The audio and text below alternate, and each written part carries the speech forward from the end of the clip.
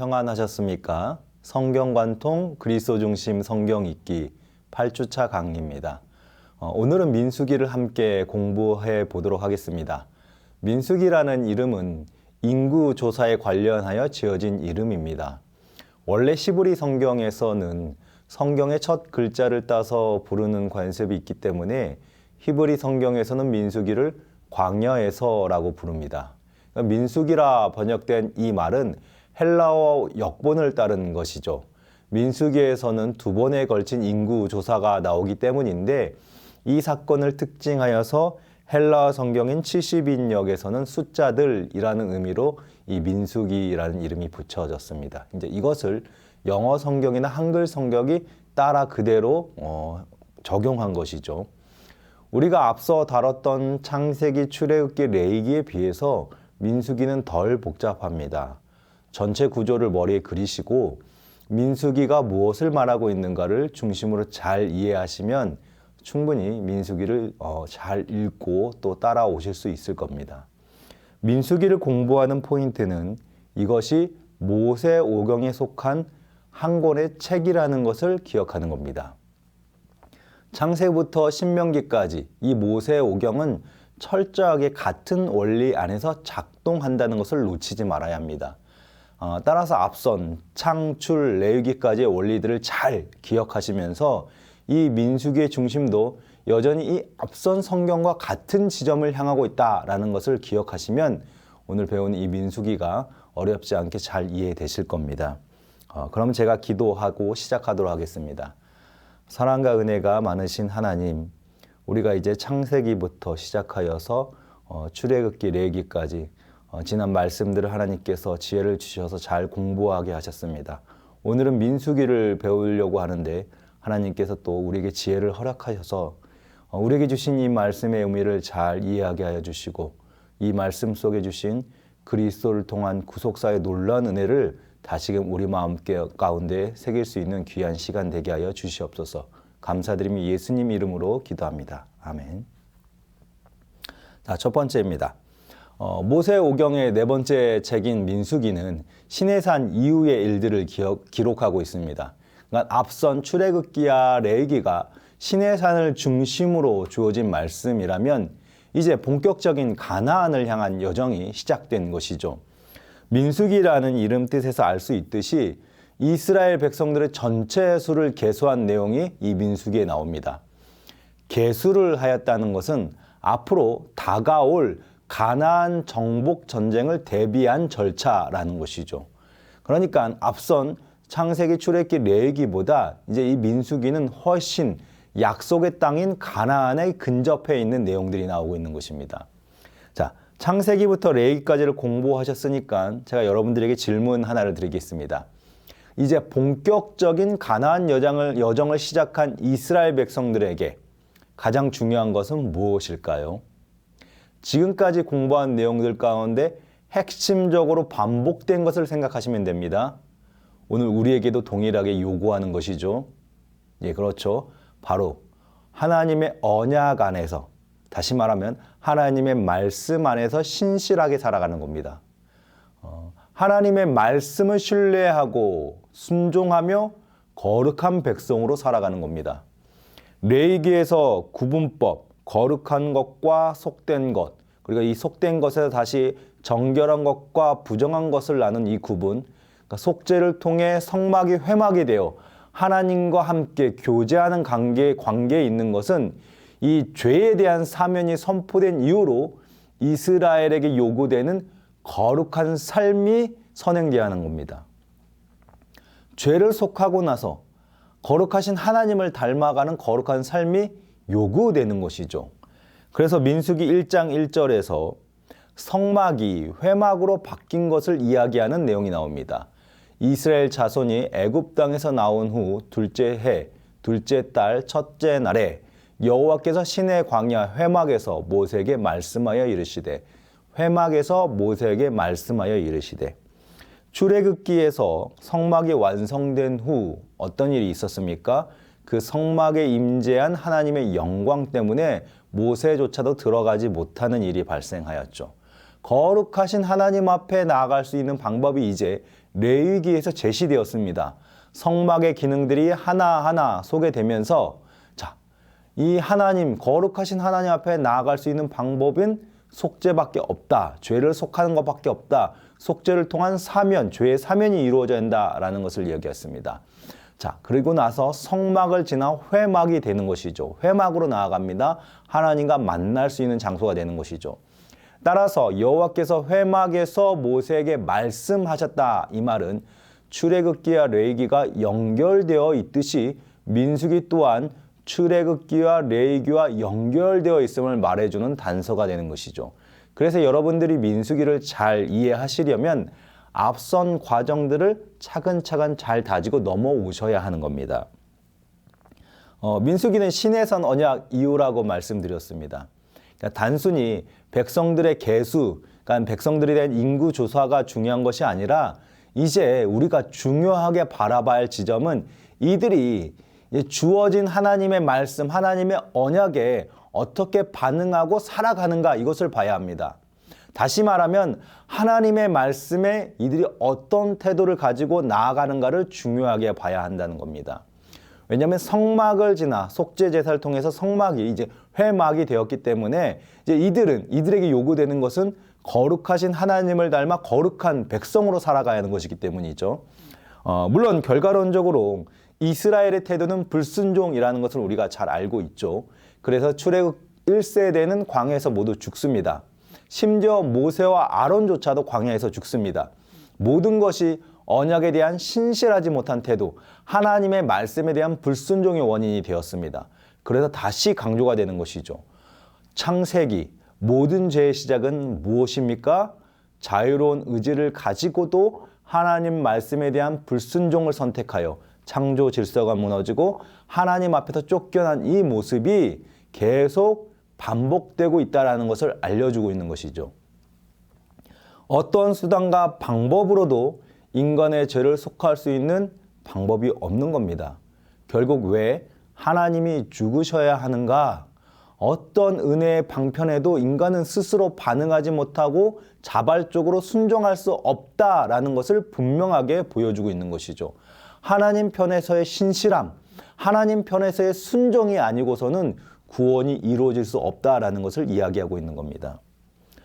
민수기는 두 세대에 걸친 이야기가 나옵니다.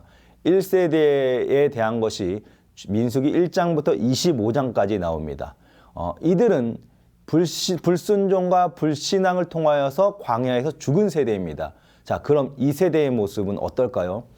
1세대와 다르게 이들이 하나님께 잘 순종하였고 잘 신앙을 하였기 때문에 이들은 광야에서 죽지 않고 가나안 땅에 들어갔을까요? 아니죠. 1세대와 2세대는 사실 본질적으로 전혀 다르지 않음을 우리는 민수기를 보면서 알 수 있습니다. 다른 점이라면 2세대에게는 하나님께서 그럼에도 불구하고 이들을 가나안 땅에 들여보내겠노라 약속하신 은혜가 있었다는 겁니다. 1세대에 대해서는 너희의 시체는 이 광야에 엎드려질 것이요 라고 주어졌지만 2세대에 대해서는 너희가 사로잡히겠다고 말하던 너희의 유아들은 내가 인도하여 드리리니 그들은 너희가 싫어하던 땅을 보려니와. 1세대에는 광야에서 죽을 것으로 그들의 결말이 하나님 앞에서 주어졌지만 하나님 그럼에도 불구하고 이들의 2세대는 살리셔서 마침내 약속의 땅인 가나안 땅에 들여보내시는 은혜를 베푸신 것이죠.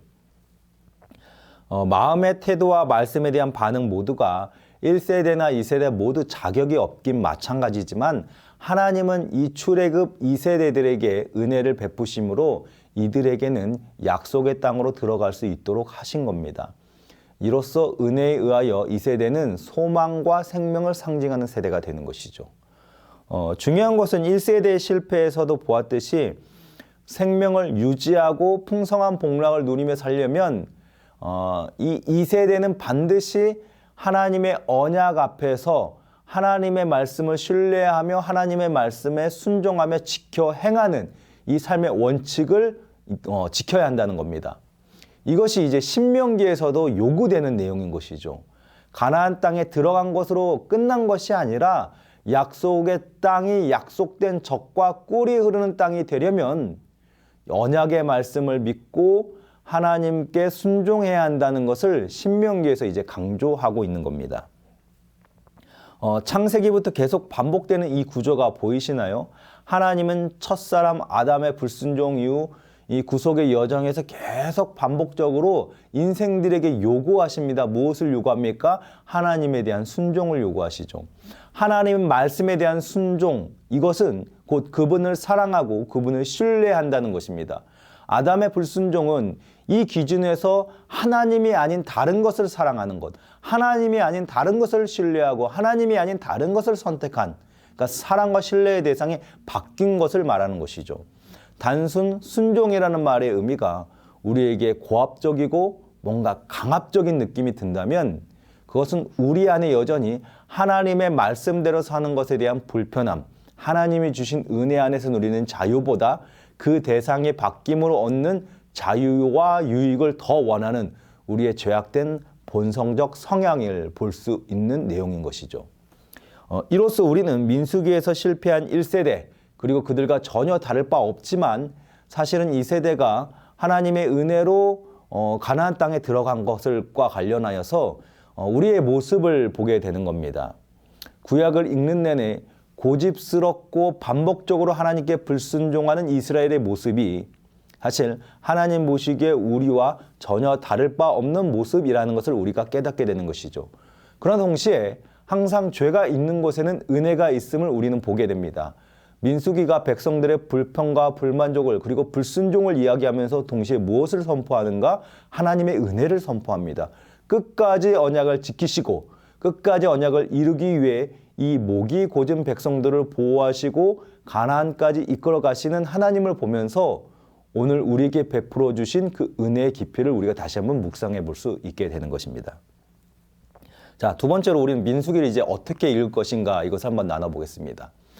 민수기에서 다룰 어떤 출애굽 1세대를 한마디로 요약하면은 불만이 절정에 달하였다 이렇게 표현할 수 있습니다.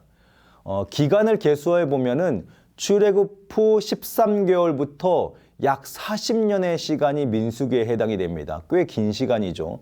민수기 1장에서 계수된 이스라엘 백성들의 수는 60만 정도라고 이야기됩니다. 이 숫자의 기준은 12가문 가운데서 싸움에 나갈 만한 사람들만 계수한 겁니다. 당연히 여자와 아이들, 노인들은 포함되지 않은 숫자죠. 두 번째 인구 조사에서도 계수된 인원수는 비슷하게 약 60만 명으로 나옵니다. 그러니까 구체적인 숫자에서는 차이가 있지만은 1세대의 숫자와 2세대의 숫자에서 차이가 거의 없다는 것은 여러 가지 의미를 우리가 찾아볼 수 있는 내용인 것이죠. 첫째는 생육하고 번성하여 땅에 충만하라는 이 축복을 우리가 떠올릴 수 있는 겁니다. 출애굽기 1장 7절에서 이제 출애굽을 본격적으로 시작하기 앞서 하나님께서는 야곱의 후손들을 소개하면서 뭐라고 얘기합니까? 이스라엘 자손은 생육하고 불어나 번성하고 매우 강하여 온 땅에 가득하게 되었더라. 이렇게 이야기합니다. 자, 이 원리에 따라 계수된 자의 숫자가 60만이라는 것과 1세대가 광야에서 멸망당해 죽었지만 2세대가 동일한 숫자를 가지고 있다. 동일한 인구의 계수가 나왔다는 것을 통해서 하나님께서 계속해서 이 백성을 축복하시고 생육하고 번성케 하심으로써 이 축복을 유지하고 실현시킨다는 것을 알 수 있는 것이죠. 자, 둘째는 이 숫자는 전쟁을 준비하는 인원이라는 점에서 비록 1세대가 불순종해서 광야에서 죽게 되지만 가나안 정복에 필요한 인원의 계수에서 감하여지지 않고 그 동일한 숫자가 계수되었다는 점에서 하나님은 이제 가나안 땅 약속의 땅을 주겠노라 약속하신 그 언약을 반드시 실현시키시는 분이라는 것을 알 수 있습니다. 그런 의미에서 민수기는 출애굽기와 상당히 닮아 있습니다. 예를 들어서 출애굽기에서 하나님의 크신 구원을 체험하고 시내산에 당도한 이스라엘이 불신앙의 모습으로 황금 송아지를 만들어 섬기던 모습과 이 민수기에서 12정탐꾼이 가나안 땅을 약 40일 동안 두루 돌아보고 나서 가나안 땅은 약속의 땅이다. 우리가 그것을 얻을 수 있다라는 어떤 그 약속에 대한 기대보다는 이 땅에 들어가면 우리는 죽을 것이야 라는 그 불신과 불만에 빠진 모습과 겹쳐집니다. 사실상 레위기가 출애굽기의 속편이다라고 할 수 있다면 민수기는 출애굽기의 또 다른 복사본인 것이죠. 레위기에 이어서 민수기까지 그리고 이어지는 신명기까지 이 모세오경에서는 출애굽기의 언약과 율법 그리고 성막이라는 이 주제가 계속 반복적으로 연결되어 있다는 것을 우리가 발견할 수 있는 겁니다. 자, 또 한 가지 민수기를 우리가 이해할 수 있는 방법에는 지리적 배경을 중심으로 이 민수기를 보는 겁니다. 총 3단계에 걸쳐 민수기는 지리적인 배경으로 이야기를 전개하고 있습니다. 첫 번째는 1장에서 10장까지의 내용인데요. 출애굽기와 레위기에서 이어진 그 시내산에서의 그 내용이 민수기 1장부터 10장까지는 다시 반복이 됩니다. 그리고 나서 이제 시내산에서 광야, 가나안 땅을 향한 광야의 여정이 시작되는 것이죠. 자, 그러면 두 번째는 어디일까요? 13장부터 19장까지는 이제 가데스라는 곳을 중심으로 이야기가 전개됩니다. 그러니까 광야에서의 생활을 내용을 담고 있는 것이죠. 그리고 세 번째는 22장부터 36강까지, 그러니까 이제 가나안 땅을 눈앞에 둔 그 모압 평지를 중심으로 하는 이야기가 전개됩니다. 총 3가지의 지리적 배경, 시내산, 그리고 가데스라는 광야 생활, 그리고 모압 평지, 이것을 기억하시면서 이 지리적 배경을 중심으로 이 민수기를 읽어가는 것이 또 민수기를 이해할 수 있는 방법인 겁니다. 첫 번째 1장부터 10장까지에는 인구조사, 첫 번째 인구조사가 나오죠. 그리고 이어서 나오는 것이 출애굽기와 레위기의 연결편이라고 말씀드렸듯이 이 레위기의 그 제사와 정결에 대한 내용, 그리고 이 성막을 섬길 이 레위인을 구분하여서 성별하여서 성막을 섬길 수 있도록 한 지파를 12지파 가운데 한 지파를 떼어서 구분하는 이런 내용들이 이 앞선 이 시내산을 배경으로 하는 1장부터 10장까지에 다 기록이 되어 있습니다. 그리고 나서 이제 본격적인 가나안을 향한 출발이 이어지죠. 10장 이후부터는 이제 총 40년의 시간이 걸린 광야에서 생활을 이야기하고 있습니다. 우리가 잘 알고 있듯이 1세대의 불순종으로 인한 징계로 그들이 40년 동안 광야에서 떠들게 되는 이 과정이 이 가데스라는 장소를 배경으로 40년으로 시간으로 기록되어 있습니다. 시내산, 가데스, 모압 평지를 중심으로 그 사이사이에는 무엇이 들어가 있냐면 하나님의 말씀인 율법에 관련된 내용, 그리고 동시에 이 장소가 변하면서 오는 이스라엘 백성들의 불평과 불만에 대한 사건들이 곳곳에 들어가 있습니다. 민수기에서 우리가 또 눈여겨볼 수 있는 것은 이 민수기에서 나오는 이 백성들, 이스라엘 백성들이 진영을 이동하고 또 멈출 때의 그 구조를 우리가 한번 살펴봐야 합니다. 행진을 할 때에는 레위인들이 성막을 해체한 뒤 성막의 각 부분들을 운반하였고, 이제는 이 성막을 중심으로 6지파씩 앞뒤로 성막을 둘러싸서 진행하는 구조로 이들이 이동을 합니다. 그러니까 성막이 굉장히 중요하게 강조되는 것이죠. 성막은 이동할 때나 혹은 정착하여 머물 때나 항상 이스라엘의 중심에 있었습니다. 성막 중심의 생활이라는 것은 이스라엘의 정체성이 무엇인지를 알려주는 단서인 것이죠. 성막은 근본적으로 백성과 함께 하시는 하나님의 임재를 상징합니다. 제사장들이 세워지고 레위인들을 중심으로 성막을 위해 구별하여 봉사하는 직무를 맡긴 것도 이 백성들 가운데 하나님의 임재가 항상 있을 수 있도록 하나님께서 제시하신 기준인 것이죠. 하나님이 임재해 계시다는 것은 이스라엘이 특별한 존재로 부르심을 받았다라는 것을 의미합니다. 그 자체로 그들은 복을 받은 민족이라는 것을 알려주는 것이죠. 고대 세계에서 나타나는 어떤 피라미드나 제단의 구조는 대부분 하늘을 향해서 수직으로 올라가는 구조를 가지고 있습니다. 그러니까 인간이 직접 신에게 닿기 위한 구조인 것이죠. 그러나 하나님은 반대로 백성이 하나님께 나아오는 구조가 아니라 하나님께서 직접 백성을 찾아오는 그 방식으로서 그들에게 복을 주시는 모습으로서 우리가 이 하나님께서 이 백성을 대하는 태도를 이해할 수 있습니다. 그것이 성막입니다. 성막을 중심으로 이스라엘은 항상 하나님이 그들과 함께 할 수 있다라는 함께 하심을 깨닫고 알 수 있는 그 장치가 되었던 것이죠. 민수기는 특별히 이 구조를 6장에서 이렇게 그려냅니다. 6장 22절부터 27절까지인데요. 여호와께서 모세에게 말씀하여 이르시되 아론과 그의 아들들에게 말하여 이르기를 너희는 이스라엘 자손을 위하여 이렇게 축복하여 이르되 여호와는 내게 복을 주시고 너를 지키시기를 원하며 여호와는 그의 얼굴을 내게 비추사 은혜 베푸시기를 원하며 여호와는 그 얼굴을 내게로 향하여 드사 평강 주시기를 원하노라 할지니라 하라 그들은 이같이 내 이름으로 이스라엘 자손에게 축복할지니 내가 그들에게 복을 주리라.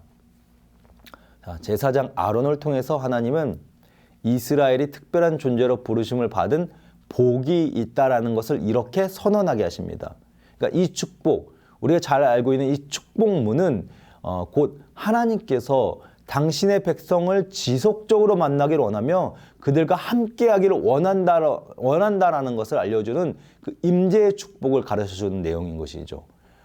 세상의 많은 종교가 신께 도달하기 위하여 복을 얻기 위하여 저마다의 방법을 강구합니다. 예를 들어서 잉카 문명 같은 경우에는요. 신에게 인정받고 신에게 도달하기 위해서는 치열한 경쟁을 해야 합니다. 각 부족에서 가장 뛰어난 용사들을 뽑아서 대결을 통해서 최후로 뽑힌 승자가 이제는 제단의 가장 높은 그 맨 꼭대기에 섭니다. 그리고 그곳에서 있는 제사장이 이 전사의 가슴을 갈라서 심장을 뽑아냅니다. 이로써 전사의 심장이 신께 바쳐져서 이 전사는 신께 받아들여진 존재로서 영원한 생명을 얻는 불사의 존재가 된다는 그런 내용들인 것이죠. 잉카 문명뿐 아니라 많은 문명에서 그러니까 많은 문화에서 신에게 도달하고 복을 받기 위한 이런 비슷한 방법들이 동원이 됩니다. 그러나 이스라엘은 반대로 이스라엘의 하나님은 스스로 낮고 낮은 자리로 찾아오십니다. 가장 불결한 자리요 죄악으로 처참하게 물든 이 무지한 백성들 가운데 직접 임재하시기를 기뻐하시면서 그들 가운데 계속 거하시기를 위한 방법들로서 이들에게 제사라는 방식을 주셨고 이들을 중개할 수 있는 제사장이라는 직분을 하나님께서 주신 것이죠. 오늘 우리가 받은 복이 바로 이것입니다. 하나님이신 예수가 직접 우리를 만나기 위해 사람의 몸으로 오셨고 우리와 같은 삶을 사셨습니다. 영광과 권세가 지극히 높으신 하나님께서 사람이 되신 것은 사실 도저히 우리 삶에서 혹은 우리의 인간의 어떤 문명에서도 이해되지 않고 설명되지 않는 놀라운 신비입니다. 이사야서 6장을 보면요. 이 하나님의 영광이 얼마나 높은지 천사들조차도 얼굴을 가리고 하나님을 찬양하는 모습을 이야기하고 있습니다. 하나님의 영광은 우리와 같은 죄인들만 알지 못할 뿐이지 모든 만물들이 그에게 굽혀 경배할 정도로 범접할 수 없는 지극히 높은 영광입니다. 그런 영광을 가지신 하나님이 우리와 같이 낮아지셨다는 이 사건은 사실 우리에게 베푸신 하나님의 은혜가 얼마나 큰 것인가 하고 알려주는 매우 놀라운 사건인 것이죠. 심지어 그분이 우리를 영원히 하나님과 함께하는 존재로 만들기 위해 직접 중보자 제사장이 되시고 희생 제물이 되셨으며 우리 안에 참 성전이 되심으로 이 죄인들과 하나님을 연결시키셨습니다. 연합시키셨습니다. 고대 세계에서 수많은 사람들이 신과 함께하는 존재가 되기 위하여 엄청난 희생을 감수하였지만 우리는 그 어떠한 우리의 공로가 없이 그분에 의해서 하나님께 받아들여져 하나님과 영원히 함께할 수 있는 자격을 얻은 것이죠. 민수기의 축복은 바로 이런 복을 우리에게 하나님께서 주시겠다라고 약속하신 축복의 내용들인 겁니다. 하나님의 임재는 백성들을 보호하시며 그들이 죽음의 공간 같은 광야에서도 생명을 잃지 않고 생존하는 존재가 되는 필수적인 복을 부여하는 매우 풍성한 은혜의 복인 것이죠. 자, 이어서 우리는 출애굽기의 두 세대들에 대해서 한번 다뤄보겠습니다. 첫 번째는 출애굽기 1세대입니다. 1장부터 25장까지의 이 출애굽 1세대에 대한 내용들을 담고 있습니다. 이렇게 축복과 은혜가 풍성하여서 희망적일 것 같은 이스라엘의 그 가나안 여정은 백성들의 끊임없는 불순종으로 인하여서 점점 어두워져 갑니다. 출애굽 1세대들은 그렇게 죄를 짓고 심판을 받았으며 약속의 땅에 들어가지 못하는 최후를 맞이합니다. 공로 없이 거저받은 백성들에게 나온 반응은 응당 하나님의 말씀에 대한 신뢰와 감사 그리고 순종일진데, 이 이스라엘 백성들은 끊임없이 하나님의 말씀에 대해, 하나님의 약속에 대해서 불신합니다. 하나님의 대리자인 모세를 대적하고 또 반역하였으며 하나님을 향한 원망을 서슴지 않았습니다. 심지어 성별되어 백성들과 하나님 사이를 중재해야 하는 제사장들조차도 모세와 아론을 대적하기도 합니다. 1세대들의 가장 치명적인 불순종은 가나안 정탐을 통한 불평이었습니다. 민수기 13장에서는 이제 12 정탐꾼들이 40일 동안 가나안 땅을 정탐하고 돌아와 보고하는 장면을 기록하고 있습니다. 정탐 후의 상황은 이제 10명의 의견과 2명의 의견이 엇갈리는 장면이 나오죠. 10명의 보고는 이렇습니다. 그 땅의 상태를 보니 과연 이곳은 적과 꿀이 흐르는 상태더라, 이렇게 이야기를 하죠. 그런데 동시에 어떤 결론을 내립니까? 그러나 그 땅이 거주하는 거주민들은 우리가 이길 수 없는 상대더라, 이렇게 이야기합니다. 반대로 이 2명의 그 정탐꾼인 여호수아와 갈렙은 어떻게 이야기합니까? 이 땅은 우리가 능히 차지할 수 있다. 여호와께서 우리와 함께 하시기 때문에 우리는 이 땅을 차지할 수 있다, 이렇게 이야기하죠. 1세대에서 유일하게 여호수아와 갈렙만이 죽임을 당치 않고 2세대들과 함께 가나안 땅에 들어갈 수 있었다라는 이 결과를 보건대, 믿음은 반드시 하나님을 신뢰하는 과정으로 들어가야 한다는 것을 알 수 있습니다. 이 두 가지의 상반된 보고로 인해 백성들은 크게 동요하고 급기야는 원망과 불평을 쏟아내기 시작하죠. 모든 회중들이 이젠 두려움에 압도되어서 하나님의 은혜를 거부하면서 심지어는 이 반대의 의견을 내었던 여호수아와 갈렙을 돌로 쳐 죽이려까지 합니다. 이것은 철저한 하나님에 대한 반역이며 불순종인 것이죠. 출애굽의 과정을 생각해 보십시오. 하나님은 이스라엘의 눈앞에서 당시에 가장 강력한 힘을 가진 바로의 힘을 꺾으셨습니다. 여러 가지 이적을 통해 완벽한 승리를 보여주셨습니다. 그럼에도 이스라엘은 앞으로의 여정에서 하나님께서 무엇을 하실지, 또 어떻게 구원을 이루어내실지 전혀 신뢰하지도 기대하지도 않았다는 겁니다. 결국 이러한 이들의 행태에 내려진 징벌은 그들이 그토록 두려워했던 죽음을 광야에서 맞이하는 것이었습니다. 불평한 그대로 그들은 광야에서 죽게 된 것이죠. 이것이 이제 단기간에 이루어진 결말이 아닙니다. 1세대 안에서 이렇게 불평과 원망, 징계와 심판의 구조가 약 40년 동안 반복되는 패턴으로 그들 가운데 있었습니다.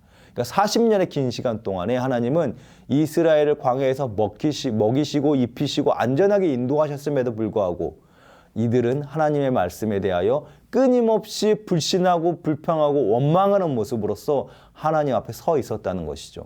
그럼에도 이들이 불순종하였고 이들은 반역을 하였다는 것입니다. 1세대의 반역과 더불어서 모세와 아론조차도 끝내 가나안 땅에 들어가지 못하고 죽게 됩니다. 민수기 20장에서는 모세와 아론이 가나안 땅에 들어가지 못하고 죽게 되는 계기가 되는 사건이 무엇인가를 알려줍니다. 20장에서 백성들은 물이 없어서 모세와 아론을 원망하는 이제 내용들이 나오는데요. 회중이 물이 없으므로 모세와 아론에게로 모여드니라 백성이 모세와 다투어 말하여 이르기되 우리 형제들이 여호와 앞에서 죽을 때 우리도 죽었더라면 좋을 뻔하였도다. 그러니까 하나님은 모세에게 이때 지팡이를 들어서 반석에 명령하면 물이 솟을 것이라 말씀하십니다. 하지만 백성들의 이 불평과 원망에 지친 모세와 아론은 하나님의 이 말씀에 순종하지 않죠. 오히려 모세는 지팡이를 들어서 반석을 2번이나 내리칩니다. 그러니까 반석에서 물이 나와서 이스라엘 온 백성들이 마실 수 있게 되었지만 하나님은 이 행동을 옳게 보시지 않았죠. 여호와께서 모세와 아론에게 이르시되 너희가 나를 믿지 아니하고 이스라엘 자손의 목전에서 내 거룩함을 나타내지 아니한 고로 너희는 이 회중을 내가 그들에게 준 땅으로 인도하여 드리지 못하리라 하시니라. 매우 사소한 행동 같아 보이지만 1차적으로 백성들의 지도자요 하나님과 백성을 중개하는 이들이 하나님의 말씀에 순종하지 아니함을 들어서 하나님은 이것을 당신의 거룩함을 나타내지 아니하였다 이렇게 평가를 하십니다. 그 결과로 모세와 아론도 1세대와 마찬가지로 가나안 땅에 들어가지 못하는 결론을 받게 됩니다. 자, 여러분 이것을 어떻게 생각하십니까? 하나님의 처벌이 가혹하다 생각이 드시나요? 그렇다면 우리는 다시 창세기로 돌아가야 합니다. 아담과 하와의 불순종으로 인해서 세상에 죄가 들어왔고 인류가 죽음이라는 멸망 가운데에 임한 그 모습을 다시 떠올려 보시면 됩니다. 불순종은 단순한 거역이 아닙니다. 왜 하나님께서는 아브라함에게 약속을 통해 주신 독자 이삭을 바치라 하셨을까요? 하나님 말씀에 대한 순종을 보신 것이죠. 순종과 불순종은 생명과 죽음을 가르는 기준입니다. 단순히 그 일에 대한 듣고 안 듣고의 문제가 아니라 죄와 사망이라는 아주 치명적인 문제 앞에서의 이 선택인 것이죠. 온 세상을 말씀이라는 질서로 창조하신 하나님 앞에서 불순종은 하나님의 존재 자체를 거부하는 아주 치명적이고 강력한 죄인 것입니다.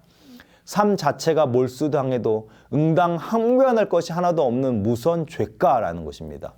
하나님은 당연히 그것에 대해서 심판하실 권리가 있으시고 죄는 그렇게 심판받아 마땅한 것이죠.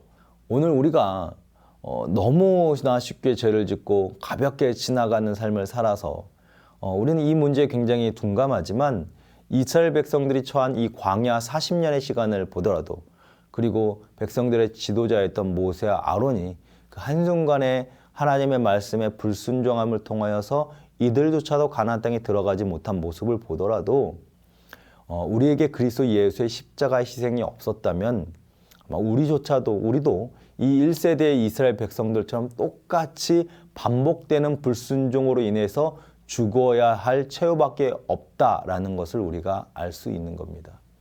죄악과 허물에 대한 징계는 분명합니다. 그것이 하나님의 공의입니다. 출애굽 1세대의 죽음은 하나는 은혜와 자비 앞에서도 불순종한 백성들에게 보여주신 공의의 결과물입니다. 그러나 공의에는 동시에 무엇이 선포되냐면 은혜가 선포되어집니다. 민수기 21장을 보면요. 광야에서 불뱀에 물린 이스라엘 백성들의 그 모습이 나옵니다. 이 사건의 발단도 앞선 사건들과 마찬가지로 이스라엘의 불평과 원망이 계기가 되었습니다. 백성이 호르산에서 출발하여 홍해길을 따라 에돔 땅을 우회하려 하였다가 길로 말미암아 백성의 마음이 상하니라. 여기서 상했다라는 표현은 히브리 원어상 인내심이 부족하고 짧다라는 말로 이해하는 것이 좋습니다. 그러니까 여기에 더하여 이들은 하나님께서 광야에서 베푸신 만나와 메추라기를 어떻게 평가하냐면 하찮은 음식이었다 이렇게 폄하합니다. 불신이 머리끝까지 가득 찬 행동을 이들이 보인 것이죠. 하나님은 이렇게 불평과 원망하는 백성들에게 불뱀을 보내심으로써 이들을 징계하십니다. 그 결과 이 불뱀에 물려서 많은 백성들이 죽었습니다. 백성들은 이제 불뱀에 물려 죽게 되자 자신들의 원망이 하나님 앞에 범죄가 되었다 인정하면서 모세에게 여호와께 기도하여 살려줄 것을 요청하죠. 그런데 여기서 하나님은 매우 이상한 처방을 내리십니다. 바로 노스로 된 불뱀을 만들어서 장대에 높이 매달아서 그것을 보는 자는 하나님께서 살려주실 것이다 이렇게 말씀하시죠. 여러분 한번 생각을 해보세요. 지금 독을 품고 있는 뱀에게 물렸는데 거기에 된 처방이 눈을 들어서 높이 솟아있는 뱀의 모형을 바라보라고 하는 겁니다. 눈을 들어 쳐다보는 것은 그렇게 어려운 일이 아닐 겁니다. 그런데 여기서 무엇이 드러납니까? 순종하느냐 불순종하느냐가 드러납니다. 하나님께서 이렇게 말씀하셨다에 자신의 어떤 생각과 판단이 아니라 말씀 그대로에 대한 순종이 요구되는 것이죠. 보는 것과 보지 않는 것은 개인의 자유입니다. 그러나 하나님께서 그것을 보면 살리라 라는 길을 주셨을 때 그것을 쳐다보는 자는 사는 겁니다. 순종을 통하여 산다는 겁니다. 이 사건을 예수님께서는 요한복음에서 이렇게 해석을 하시죠. 모세가 광야에서 뱀을 든 것 같이 인자도 들려야 하리니 이는 그를 믿는 자마다 영생을 얻게 하려 하심이니라. 누구든지 하늘에 매달려 있는 놋뱀을 쳐다보는 자는 살았듯이 예수 십자가에 달린 예수의 십자가를 바라보는 자는 구원을 받는다는 것입니다. 놋뱀 자체가 생명을 주는 능력이 있는 것이 아니라 그것을 말씀하신 하나님에 대한 신뢰와 순종으로 생명을 얻은 겁니다.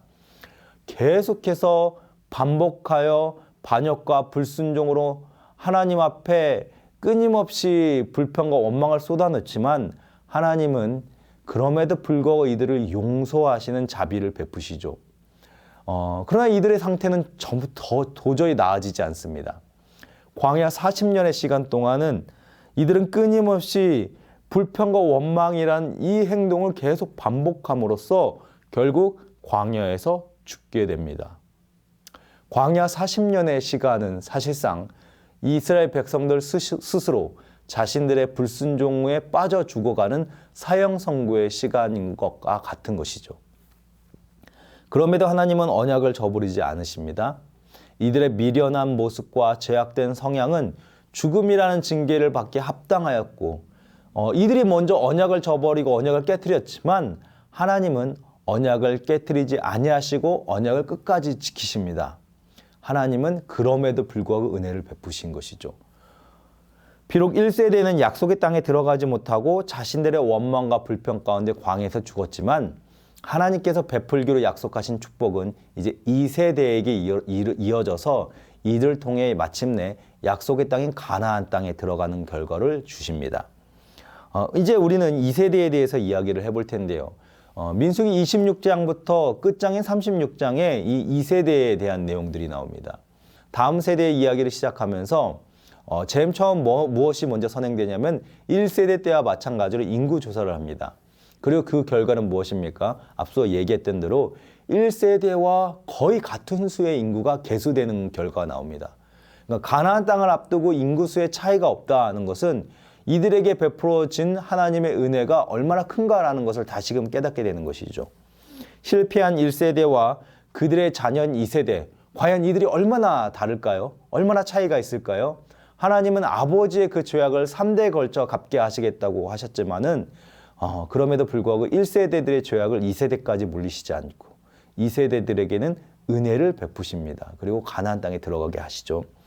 아브라함과 이삭과 야곱을 통해 주셨던 약속을 기억하시고 이스라엘을 계속 가나안 땅을 향해 나아갈 수 있는 자들로 이 백성을 하나님 앞에서 끊어내지 아니하신 것이죠. 그리고 그것이 출애굽 2세대들의 이야기입니다. 은혜를 입은 자들. 하나님은 징계와 심판을 통해서 자신의 공의로 1세대들을 징계하셨지만 그리고 하나님께서는 그 징계를 계속 3세대에 걸쳐서 내실 수 있음에도 불구하고 그 징계를 1세대에 멈추시고 2세대에서는 다시 약속의 땅을 향해 나아갈 수 있도록 그들에게 언약을 유지하시고 그들을 격려하시고 인도해 가십니다. 특별히 하나님은 이 15장에서 이제 앞으로 가나안 땅에 들어갈 때 이제 2세대들이 반드시 지켜야 할 내용으로서 한 가지를 꼭 지키라고 말씀을 하십니다. 그것은 그들의 옷의 끝자락에 술을 달라고 명령하시는 겁니다. 이스라엘 자손에게 명령하여 대대로 그들의 옷단 귀에 술을 만들고 청색끈을 그 귀의 술에 둬라. 자, 술 달린 옷입니다. 고대 세계에서 옷에 문양을 넣거나 어떤 조각을 넣는 것, 치장을 하는 것은 그 옷을 입는 사람의 신분, 존귀함을 드러내는 표현으로 인식이 됩니다. 그러니까 하나님께서 이스라엘 백성들에게 가나안에 들어가서 하나님께서 명하신 이런 구주의 옷을 만들어 입으라 라고 말씀하시면서 하나님의 말씀에 대해서 기억하고 잊지 말라라는 것을 주문하시면서 동시에 하나님께서는 너희들은 이 이방 땅 가나안 사람들과는 다르게 하나님 앞에 구별된 하나님께 속한 존귀한 자들이라는 신분의 정체성을 가르쳐 주고 있는 것이죠. 청색과 자색끈은 이 제사장 옷에도 쓰이는 것으로 이는 이스라엘 민족이 여러 민족들 가운데서 제사장 나라요 거룩한 나라로 부름받은 존재라는 것을 늘 기억하고 상기시켜주는 그 메시지와 같은 것이죠. 옷을 걸칠 때마다 이들은 이 옷자락 끝에 다는 수를 의식하고 자신들의 정체성을 기억해야 합니다. 가나안 땅에 들어갈 수 있는 복을 받은 것이, 내가 하나님 앞에 은혜를 받은 것이 내가 뭔가 잘해서가 아니라 오직 전적인 하나님의 은혜를 통하여서 이런 축복을 받았다. 나는 이런 축복 안에서 하나님께 특별히 구별된 존재다라는 것을 이들이 늘 기억하라고 하나님께서 명령하시는 겁니다. 동시에 이 가나안 땅을 앞둔 이 세대들이 사실상 하나님 앞에서 1세대와는 전혀 차이가 없는 존재라는 것을 보여주는 사건이 이제 31장에서 미디안과 전쟁을 한 사건입니다. 하나님은 이스라엘 각 지파에서 1000명씩을 뽑아서 군대를 조직하여서 이제 미디안과 전쟁을 벌이게 합니다. 이 전쟁은 하나님의 명령에 따른 전쟁으로 당연히 이제 이스라엘의 승리로 끝날 것이 너무나 명백한 전쟁이었습니다. 문제는 이후에 발생합니다. 전쟁을 마치고 돌아오는 이스라엘의 수중에 미디안 여자들이 그들 가운데 있었습니다. 모세는 이것에 대하여 굉장히 진노를 하면서 왜 이 여자들을 살려두었느냐라고 이렇게 진노를 표를 하죠. 왜냐하면 미디안과의 전쟁은 이제 앞으로 다가올 가나안과의 그 가나안 땅에 대한 전쟁을 맛보는 사건인 동시에 하나님께 대적하여 하나님께 죄를 진 자들이 어떤 심판을 받는가라는 것을 보여주는 전쟁이었습니다. 다시 말하면 죄에 대한 거룩한 심판이 선언되는 전쟁의 성격을 가지고 있었다는 것이죠. 그러니까 이 전쟁의 성격, 이 하나님께서 원하시는 거룩이라는 것이 무엇인지를 이해하고 하나님의 말씀에 따라 전쟁을 해야 했음에도 불구하고 이 백성들은 여전히 하나님이 원하시는 것이 무엇이고 하나님께서 말씀하시는 내용들이 무엇인지 전혀 이해하지 못하는 모습으로 반응을 하고 있는 것이죠. 이처럼 민수기는 하나님의 공유와 자비가 어떠한가를 이 1세대와 2세대를 통해서 우리에게 보여주고 있는 겁니다. 민수기는 결과적으로 하나님은 언약을 신실하게 지키시며 약속의 땅에 들어갈 준비를 시키시지만 동시에 백성은 언약에 대하여 신실하지 못하고 언약을 거역하는 모습으로서 서로 상반된 모습을 그려냅니다. 그러나 하나님은 은혜로 죄를 범한 백성들에 대해서 인내하시고 참으시는 모습으로서 끝까지 언약을 지키시는 하나님이라는 것을 민수기를 통해서 이야기합니다. 민수기의 이 구속사적인 의미는 바로 여기에 있습니다. 계속되는 배반에도 하나님이 이들을 버리시지 않은 이 모습을 통하여서 우리는 복음의 의미를 발견할 수 있는 거죠. 전혀 자격 없는 자들을 구원하시고 때마다 돌보시고 베푸시는 하나님의 은혜, 하나님의 백성이 하나님의 백성답게 살아갈 수 있는 그 유일한 이유는 하나님 편에서 제공되는 그 은혜로 인함이라는 것을 우리가 알 수 있는 것입니다.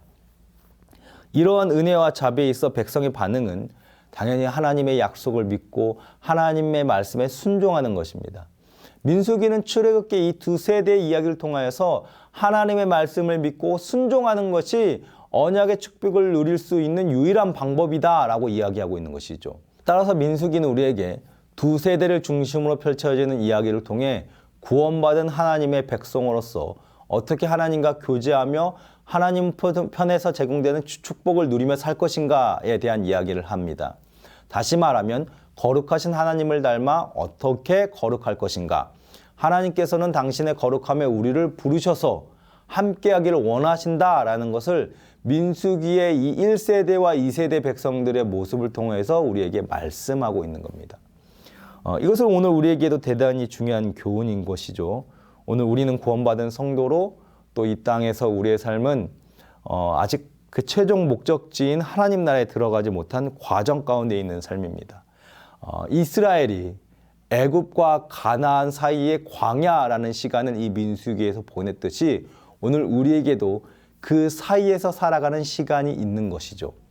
우리에게도 광야에서 겪을 여러 어려움과 고난의 여정이 있습니다. 그때 우리는 두 가지 상반된 반응을 보일 것입니다. 하나는 출애굽 1세대와 같이 문제가 올 때마다 불평과 원망과 불신 속에 살아가는 겁니다. 다른 하나는 하나님께서 그 백성에게 원하시는 대로 하나님의 은혜를 붙잡으며 하나님의 말씀을 신뢰하며 장차 다가올 그 영원한 복락에 대한 기대와 소망으로 살아가는 것입니다. 우리가 받은 구원은 완전하지만 그렇다고 우리에게 모든 의무와 책임이 면제되는 것이 아닙니다. 우리는 우리에게 선포된 구원 안에서 하나님의 백성답게 살아갈 의무와 책임이 있는 겁니다. 우리가 어떠하든지 하나님께서는 그 베풀기로 약속하신 구원을 반드시 주시고 이루어 가실 것이지만 동시에 그 은혜를 받았음에도 은혜에 합당하게 살지 못하는 부끄러운 삶도 있다라는 것입니다. 구원받았으니 모든 것이 끝났다가 아니라 구원받은 은혜에 합당하게 사는 모습이 우리에게 요구된다는 것을 민수기를 통해서 우리는 배울 수 있는 겁니다. 따라서 믿음에는 인내가 요구됩니다. 그 사이의 과정, 광야의 시간, 믿음에는 인내가 요구됩니다. 마침내 얻을 영원한 복락을 얻기까지 견디고 인내하는 것이 성도의 삶입니다.